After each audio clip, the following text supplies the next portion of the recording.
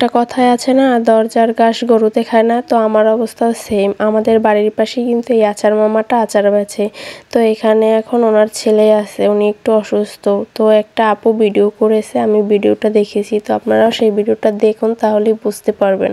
আচার এবং বিভিন্ন মাখা বানিয়ে 5 তলা বিল্ডিং বানালো। আসলে এটা আমার কথা নয়, যখন ভিডিওটা করতে গিয়েছি তখন এলাকার মানুষজন বলছিল আমাকে যে ওনার এই আচার বা আচার দিয়ে বানানো বিভিন্ন মাখা অনেকটা স্পেশাল এবং এই একটা জিনিস অনেক বছর আগ থেকেই বানাচ্ছে, যার কারণে দূর থেকেও মানুষ আসে খেতে এই চাচার দোকানে। এবং এইটা বানিয়ে নাকি উনি 5 তলা বিল্ডিং এর কাজ করছে। এখন আমি ওই এলাকার না, তো শিওর জানি না বিষয়টা আসলে কতটুকু সত্য বা মিথ্যা। হাতে সময়ও খুব কম ছিল, নয়তো চাচাকে ডিটেলসে জিজ্ঞাসা করা যেত।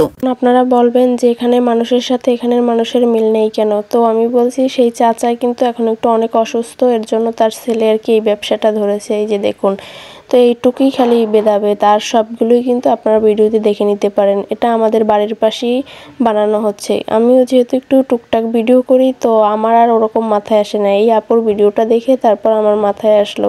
তো বাকি ভিডিওটা আপনারাই দেখে নিন। কালিজিরা নদীর পার ওইখান থেকে ফেরার সময় আমার ফ্রেন্ড এবং শিহাব ভাই বলল কালিজিরা ব্রিজের নিচে এক আচার এবং মিক্স মাখা বানায়, যেটা খেতে অনেক মজা। প্রথমে যেতে চাইনি মাখা আবার স্পেশাল কি ভেবে, পরে আমরা যাই। গিয়ে 50 টাকার মিক্স নেই, কারণ যারা ওইখানে যায় এটাই নাকি ট্রাই করে, যেখানে আমরা শশা এবং আচার সহ অনেক কিছু দিয়ে বানাই। এরকম মাখা আসলে ম্যাক্সিমাম জায়গায় জাস্ট কাসুন্দি দিয়ে বানায়, তো টেস্ট একই লাগে। কিন্তু এই চাচা আচার দেয় এবং সাথে আরো বিভিন্ন মশলা দেওয়াতে টেস্ট আসলে অন্যান্য জায়গা থেকে ডিফারেন্ট। বাট এইটা বলবো না যে বেস্ট একদম, তবে খেতে ভালো, এটা মানতে হবে। লোকেশন হলো কালিজিরা ব্রিজ দিয়ে নদীর ওপারে একদম মেইন রোডের সাথেই বসে উনি।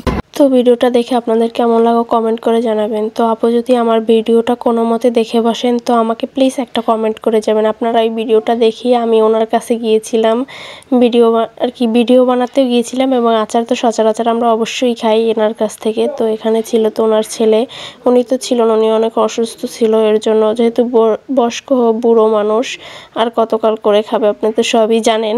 তো আজকের ভিডিওটা এই পর্যন্তই। আমার এই ভিডিওটা আপনাদের কাছে কেমন লাগলো, আর লোকেশন আপু বলেই দিয়েছে, আপনাদেরকে আর কি বলবো। আপনাদের যদি মনে চায় স্পেশাল আচার খেতে, তাহলে কিন্তু এখানে যেতে পারেন।